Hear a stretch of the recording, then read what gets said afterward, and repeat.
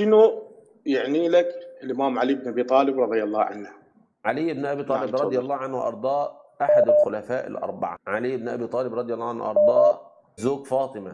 علي بن أبي طالب رضي الله عنه وأرضاه أبا الحسنين. علي بن أبي طالب له نعم من العلم وله من الفضل من نقول عليه رضي الله عنه وأرضاه. علي بن أبي طالب نعتقد أنه في الجنة، كما أن الحسنان في الجنة، كما أن فاطمة في الجنة. علي بن أبي طالب رضي الله عنه وأرضاه محبته من الإيمان. بالنسبة لفاطمة الزهراء عليه السلام فاطمة رضي الله عنها وأرضاها أم أبيها، دقيقة، مشيتها مشية النبي صلى الله عليه وسلم.